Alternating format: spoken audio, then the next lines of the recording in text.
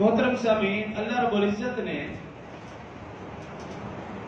کم و بیش 18,000 مخلوقات کو پیدا کیا. ان میں سے انسان کو اشرف المخلوقات قرار دیا، اور پھر اس حضرت انسان کے لیے اللہ رب العزت نے اس سارے کے سارے نظام کائنات کو مرتب کیا صرف انسان کے لیے. اور اس کا ذکر اللہ رب العزت نے قرآن پاک میں جا بجا فرمایا، وَسَخَّرَ لَكُم مَّا فِي السَّمَاوَاتِ وَمَا فِي الْأَرْضِ. اللہ کہہ رہے ہم نے آسمان اور آسمان کے اندر جو کچھ بھی ہے، ساتوں زمینیں اور اس کے اندر جو کچھ بھی ہے، وَسَخَّرَ لَكُم ہم نے انسان کے لیے مسخر کیا، انسان کے تابع کیا، انسان کی خدمت کے لیے پیدا کیا. کہیں فرمایا وَسَخَّرَ لَكُمُ الشَّمْسَ وَالْقَمَرَ ہم نے سورج اور چاند کو انسان کے لیے مسخر کیا، تابع کیا، انسان کی خدمت کے لیے بنایا. کہیں فرمایا وَسَخَّرَ لَكُمُ الْبَحْرَ وَسَخَّرَ لَكُمُ الْفُلْكَ لِتَجْرِيَ فِي الْبَحْرِ یعنی یہ سمندر اور سمندر کے اندر جو کچھ بھی ہے یہ بھی اللہ نے انسان کے لیے مسخر کیا، انسان کے لیے تابع کیا. تو ساری کی ساری کائنات اللہ رب العزت نے انسان کے لیے بنائی. پہلے سپارے میں ارشاد فرمایا، یا ایھا الناس اے لوگوں کو اعبدوا عبادت کرو ربکم الذی خلقکم اس رب کی جس نے تمہیں پیدا کیا، والذین من قبلکم اور تم سے پہلے والوں کو پیدا کیا، لعلکم تتقون تاکہ تم پرہیزگار بن جاؤ. پھر آگے اللہ نے اپنی پہچان کری، الذی جعل لکم الارض فراشا اللہ وہ ہے جس نے تمہارے لیے زمین کو بچھونا بنا دیا، والسماء بنا اور آسمان کو چھت بنایا، وانزل من السماء ماء اور آسمان سے پانی برسایا، فاخرج به من الثمرات رزقا لكم تاکہ تم زمین سے پھل پھول فصل اور کھیتیاں اگا سکو. اور اللہ نے کہا میرا صرف ایک مطالبہ ہے، فلا تجعلوا للہ اندادا میرے سوا تم کسی کو معبود نہ بنانا. اللہ کا صرف یہ مطالبہ کہ معبود برحق صرف ایک اللہ ہے، عبادت کے لائق کوئی صرف ایک اللہ ہے. انسان کو اشرف المخلوقات قرار دیا، پھر سارا نظام کائنات اللہ نے انسان کے لیے بنایا، اور پھر فرمایا کہ میں نے جو انسان کو پیدا کیا، وما خلقت الجن والانس الا لیعبدون اپنی عبادت کے لیے. اب عبادت کا طریقہ کون بتائے اور معبود کی پہچان کون کرائے، اس کے لیے اللہ رب العزت نے 1.25 لاکھ انبیاء کرام علیہ السلام مبعوث فرمائے. آدم علیہ السلام سے سلسلہ چلا، حضرت محمد مصطفیٰ صلی اللہ علیہ وآلہ وسلم اس کڑی کے آخری نبی. تمام انبیاء کرام علیہ السلام نے اللہ کی پہچان کروائی، معبود برحق کی پہچان کروائی کہ وہی خالق، وہی مالک، وہی رازق ہے. اسماء الحسنہ یہ سارے کے سارے اللہ کے صفاتی نام ہیں، اور اللہ نے فرمایا وَلِلَّهِ الْأَسْمَاءُ الْحُسْنَى یہ اللہ کے کتنے ہی اچھے نام ہیں، فَادْعُوهُ بِهَا بس اللہ کو ان ناموں سے پکارو. اور اللہ رب العزت نے انبیاء کرام کو مبعوث فرمایا. ان انبیاء کرام نے جہاں اللہ کی پہچان کروائی، وہی ہر نبی نے رسول اللہ صلی اللہ علیہ وسلم کا تعارف بھی کروایا. ہر نبی آدم علیہ السلام کے بارے میں مشہور روایت ہے، 40 سال تک وہ پڑھتے رہے ربنا ظلمنا انفسنا وان لم تغفر لنا وترحمنا لنکونن من الخاسرین. 40 سال تک یہ دعا پڑھی ہے، اللہ ہم نے اپنی جانوں پر ظلم کیا، اگر تو معاف نہیں کرے گا، اگر تو رحم نہیں کرے گا تو پھر ہم خسارے والوں میں سے ہو جائیں گے.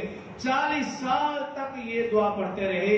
ایک مرتبہ یوں دعا کی، اللہم انک بحق محمد صلی اللہ علیہ وسلم، اے اللہ میں تجھ سے محمد صلی اللہ علیہ وسلم کے واسطے دعا کرتا ہوں، تو میری بخشش اور مغفرت فرما، اللہ رب العزت نے پوچھا کہ تو محمد صلی اللہ علیہ وسلم کو کیسے پہچانتا ہے؟ حضرت آدم علیہ السلام نے عرض کیا باری تعالیٰ جب میں جنت میں تھا، جنت میں جتنے بھی درخت تھے، درخت کے ہر پتے پر یا تو اللہ لکھا ہوا تھا یا محمد صلی اللہ علیہ وسلم لکھا ہوا تھا۔ میرے دل نے گواہی دی اللہ کے ساتھ جس ہستی کا نام ہے یہی اللہ کا محبوب ہے، اس کا نام لوں گا تو میری بخش و مغفرت ہوگی۔ اسی طرح حضرت سلیمان علیہ السلام ان کے حوالے سے پڑھے تو رسول اللہ صلی اللہ علیہ وسلم کا تذکرہ بہت ملتا ہے۔ گزشتہ جمعے میں نے ایک چیونٹی کا چھوٹا سا واقعہ سنایا تھا کہ وہ چیونٹی جو سبز پتی لے کر سمندر میں جا رہی تھی اور وہ کیڑا اس امت کا نام لے رہا تھا، یا اللہ اس امت کو بھی فراموش نہ کرنا اور اس کا رزق بھی فراموش نہ کرنا۔ حضرت ابراہیم علیہ السلام کو دیکھ لیجیے، ان کی جو دعا قرآن پاک کے اندر مذکور ہے، پہلے سپارے میں ربنا وبعث فیہم رسولا منہم یتلو علیہم آیاتک ویعلمہم الکتاب والحکمت ویزکیہم۔ اے اللہ میری ذریت میں اور میری ذریت میں سے ایسا نبی وروز فرما، ویزکیہم جو تزکیہ نفس کرے، ویعلمہم الکتاب جو کتاب کی تعلیم دے، والحکمہ اور حکمت کی تعلیم دے۔ ابراہیم علیہ السلام کی تو اور رسول اللہ صلی اللہ علیہ وسلم خود فرمایا کرتے تھے انا ثمرۃ دعوت ابراہیم، میں ابراہیم علیہ السلام کی دعاؤں کا ثمرہ و نتیجہ۔ حضرت موسیٰ علیہ السلام کو دیکھ لیجئے، مشہور روایت ہے کہ موسیٰ علیہ السلام کے سامنے اللہ رب العزت نے اس امت کا تذکرہ کیا، اس امت کے فضائل کا تذکرہ کیا۔ موسیٰ علیہ السلام نے خواہش کی اے باری تعالیٰ کاش میں بھی اس نبی کا امتی ہوتا۔ عیسیٰ علیہ السلام کے بارے میں مشہور روایت، پہلے قرآن پاک کی آیت دیکھ لیجئے، عیسیٰ علیہ السلام 28واں سپارہ سورہ صف آیت نمبر 6۔ عیسیٰ علیہ السلام وَإِذْ قَالَ عِيسَى ابْنُ مَرْيَمَ، جب کہا عیسیٰ ابن مریم نے یا بنی اسرائیل، اے بنی اسرائیل انی رسول اللہ الیکم مصدقا لما بین یدی من التوراۃ، میں تمہاری طرف رسول بنا کر بھیجا گیا ہوں، مجھے اللہ نے تورات عطا فرمائی، انجیل عطا فرمائی، مجھ سے پہلے جو تورات ہے اس کے اندر بھی یہ بات درج فرمایا، میں بھی اس بات کی تصدیق کر رہا ہوں، مجھ سے پہلے جو تورات حضرت موسیٰ پر نازل اس کے اندر بھی اس بات کی تصدیق ہے۔ کس بات کی؟ وَمُبَشِّرًا بِرَسُولٍ يَأْتِي مِن بَعْدِ اسْمُهُ أَحْمَدَ، میں تمہیں خوشخبری دیتا ہوں میرے بعد جو نبی آئے گا اس کا نام احمد ہوگا۔ نام بھی بتایا قرآن پاک کے اندر۔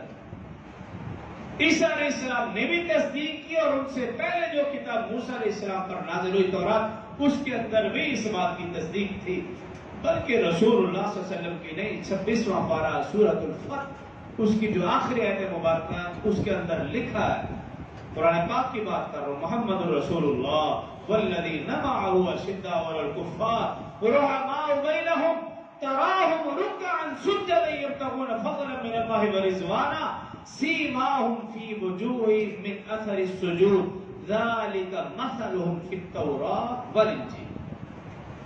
صرف محمد صلی اللہ علیہ وسلم کا تذکرہ نہیں، محمد صلی اللہ علیہ وسلم کے جو اصحاب بالخصوص چاروں خلفاء ان کا تذکرہ بھی تورات اور انجیل کے اندر موجود تھا۔ کہ جب تورات اور انجیل میں صحابہ کرام کا تذکرہ موجود ہے تو پھر رسول اللہ صلی اللہ علیہ وسلم کا تذکرہ کیوں نہ ہو؟ تو ہر نبی نے جہاں اللہ کی پہچان کروائی کسی نہ کسی طرح رسول اللہ صلی اللہ علیہ وسلم کی بھی پہچان کروائی۔ ماشاءاللہ جی ہمارے ناک خان بھائی اسلم معاویہ صاحب تشریف لا چکے ہیں، ان کو بھی انشاءاللہ وقت دیں گے آج۔ جتنے بھی انبیاء کرام اللہ نے مبعوث فرمائے، جو آیت مبارکہ میں نے تلاوت کی، تیسرا سپارہ سورہ آل عمران وَإِذْ أَخَذَ اللَّهُ مِيثَاقَ النَّبِيِّينَ، اللہ رب العزت نے تمام انبیاء کرام سے عہد لیا، لَمَا آتَيْتُكُم مِّن كِتَابٍ وَحِكْمَةٍ، فرمایا کہ جب میں تمہیں کتاب اور حکمت عطا کروں گا، ثُمَّ جَاءَكُمْ رَسُولٌ، پھر تمہارے پاس رسول آئے گا مصدق لما معکم، تم ان کی تصدیق کرنا، لتؤمنن بہ، اس پر ایمان بھی لانا، ولتنصرن، اور اس کی مدد بھی کرنا۔ اور پھر فرمایا قالوا اقررنا، کیا تم اس بات کا اقرار کرتے ہو؟ قالوا اقررنا، انہوں نے کہا ہم اقرار کرتے ہیں، ہم وعدہ کرتے ہیں۔ قال اقررتم علی ذالکم اسری، تم اقرار کرتے، تم وعدہ کرتے ہو؟ قالوا اقررنا، انہوں نے کہا ہم وعدہ کرتے ہیں، اقرار بھی کرتے ہیں۔ قال انا معکم، قالوا اقررنا، قال فاشهدوا، اور پھر کہنے لگے ہم گواہی دیں گے۔ اللہ نے فرمایا وانا معکم من الشاہدین، میں بھی تمہارے ساتھ گواہ بن جاؤں۔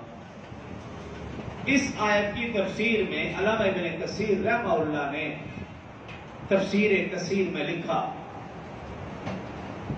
اور وہ روایت لکھی حضرت علی رضی اللہ عنہ، حضرت عباس رضی اللہ عنہ، کہ یہ دونوں اس حدیث کے راوی ہیں۔ اس آیت کی تفسیر میں لکھا رسول اللہ صلی اللہ علیہ وسلم نے ارشاد فرمایا کہ اللہ نے جتنے بھی انبیاء کرام مبعوث فرمائے، ان تمام انبیاء کرام علیہ السلام سے یہ اقرار کروایا اور وعدہ لیا کہ اگر تمہاری زندگی میں رسول صلی اللہ علیہ وسلم تشریف لائے تو تم ان پر ایمان بھی لانا اور ان کی مدد بھی کرنا، سارے انبیاء کرام سے۔ اور پھر فرمایا اگر تمہاری زندگی میں وہ تشریف نہ لائے تو تم اپنی امت کو یہ ضرور کہنا، اگر ان کی امت کی زندگیوں میں رسول صلی اللہ علیہ وسلم تشریف لائیں، وہ ان پر ایمان بھی لائیں اور ان کی مدد بھی کرے، یہ اپنے امت سے بھی قرار لینا۔ یہ تفسیر ابن کثیر میں علامہ ابن کثیر رحمہ اللہ نے لکھا ہے اس آیت کی تشریح میں، اور راوی حضرت علی رضی اللہ عنہ، حضرت عباس رضی اللہ عنہ۔ تو تمام انبیاء کرام نے جہاں اللہ کی پہچان کروائی، وہیں رسول اللہ صلی اللہ علیہ وسلم کا تعارف